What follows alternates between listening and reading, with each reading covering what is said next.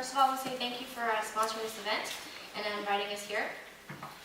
Some of you guys know who I am. My name is Lane, obviously, and this will be my probably third time running. I'm really not going to talk a lot about my background, but I'd actually like to talk to you more about my vision. As a clean school board trustee, I want to use my education and pay it forward to the students by providing fresh new ideas. I plan to build on Clean's current system using a students first philosophy, which I created. The students first philosophy is driven by 7 core ideals. 1, basically focusing on education, putting the students first. 2, transparency and accountability. 3, fiscal responsibility. 4, preservation of longevity pay. 5, parent collaboration. 6, staff empowerment. 7, retention of experienced staff. At the LULAC forum that happened on Monday, I briefly touched upon transparency by suggesting televising school board meetings so that people that could not attend those meetings could actually know what's going on within the KISD system. I also mentioned the value of encouraging parental involvement and inviting parents into the classrooms, not prohibiting them. Today I want to talk about staff empowerment. We need to treat our staff as professionals, value them as professionals, value their opinions. Give our teachers the room to do what they do best, which is to teach, not micromanage them, not focus on the STAR testing. I won't repeat the story regarding the insurance debacle, but the end result was an expensive and disheartening to many KISD staff. It's common sense. You have more productive workers when they feel that they are valued, when they feel that they are working in a positive environment. Our students deserve educators that actually want to remain in the district. I will share a story about an educator who did not feel valued or empowered. She entered the district with a master's degree. She earned her principal certification. She applied for many administrative positions and was denied. She was told one thing after another. She wasn't teaching at a tax level, so then she taught at a tax level. Then she was told that she needed to be a GT teacher. She was a GT teacher. Then she became the RICA teacher. She went on to get her PhD in educational leadership and still applied for these positions and still did not get these positions. In total, she had spent over 10 years within the district and was not promoted. One day her principal came to her and said, "Next year, you will be the pre-K teacher." I ask you, how is this position using her skills wisely? How is this for the better needs of the students? Why not utilize the teacher's skills for the betterment of all students? Unfortunately, she left to another district. This is why I think it's very important that we do whatever we can to retain our experienced staff. This was a loss to the district. We need to give them equal opportunities for promotions. And look what's going on within the hiring system. Maybe it is not as equal as we would like to think they are. Thank you very much. Well, good afternoon. Good afternoon. Good afternoon. Good afternoon. I'm excited to see all of you here. I know that most of you are in this room because you wanted to find out who is that woman on those signs. And I know that the most pressing question in the room right now is, how do we say her name? So I'm going to start with a brief tutorial, and it's simply, if I were to step on your foot, you will say something like, Aya. So my name is Aya, and the last name is Enelli. And some of you may know my husband. He's a family practice physician at Seton Medical Center here in Harker Heights. And some of you may know my children. My son was quite celebrated here last year when he got invited by MSNBC to represent our area because of a book that he had written called Am I Ready for Middle School?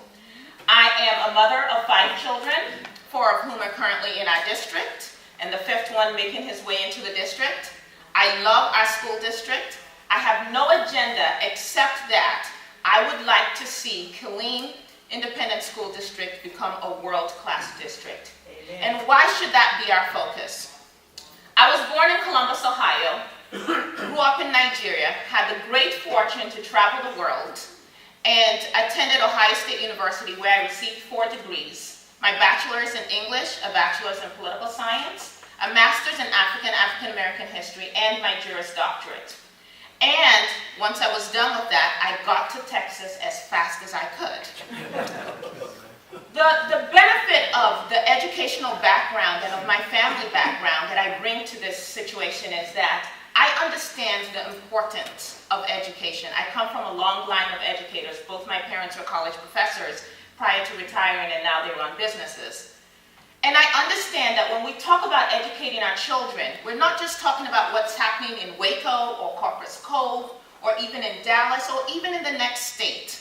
We are talking about creating students who can grow up to be productive citizens and who can compete in the world. Now, of course, right here we have Fort Hood, and we know how important our military is to our democracy. And I ask you, if we are not doing the best job that we can for our youth, who exactly is going to protect this nation? Amen. For so many reasons, people are saying, well, good is good enough. And KISD is great the way it is. But I say, and most of you who are business owners know this, that good is the enemy of great, isn't it? And so my focus is on how do we create a world-class education system right here? And we do that by attracting, retaining, and supporting great teachers. We do that by ensuring that our parents are involved. And I personally think that it's an atrocity that we have a school board right now that does not have a single parent who has children who are currently in the district. How can you speak about parental involvement and not have that voice? And so it is time for us to get a parent and a qualified parent on the board. Thank you so much. All right. My name is Broccoli King Moore, and I said Broccoli King Moore because there's 300 of us running around here in Bell County, but I'm known as Broccoli King Moore. I'm the baby of 12. I went to school here in the 9th grade. I'm from a military background. 9 of my mom's kids are military. They all retired out of the military. 3 of them served here at Fort Hood. I have 5 kids, which one of them is a grandkid. I have 4 kids that attended KISD. All of them went through Shoemaker High. I have 1 kid in the 11th grade. I have a grandson. I own 2 homes here, so I'm not planning on going anywhere. My wife worked for the government. Someone said, why, Broccoli, why do you want to run for the school board? I have the passion, and I do have the servant to serve children. I don't have an agenda. I just love kids. I come from a big family of 12. It just gives me joy and at ease when I see a kid achieve something. I remember every time we achieved something, our mom always made a homemade apple pie. I've been very busy in the school district for the last 15 years, even when I was on active duty. I'm very mission oriented. I can take a task and I can run with it and I work with it. And most of the missions that I have worked with is involving kids. Some of the organizations and tasks that I've been working with, some of those tasks came up in the last forum that we did. The reason why some of those tasks wasn't printed out and exposed to everybody, a lot of things that we do for kids, it don't need to be public information.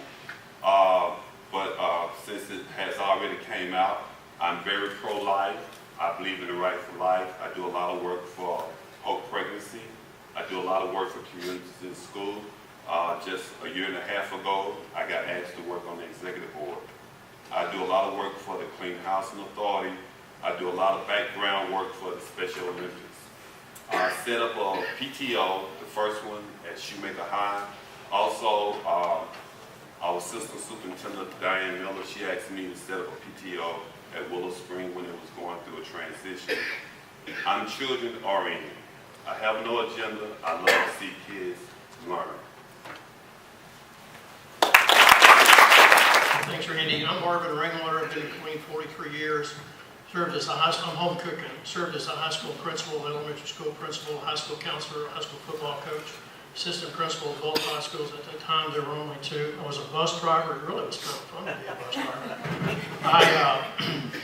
I want to read 2 quotes from you from today's Queen Daily Herald that I think speaks to the shape of the complexity of serving on a board.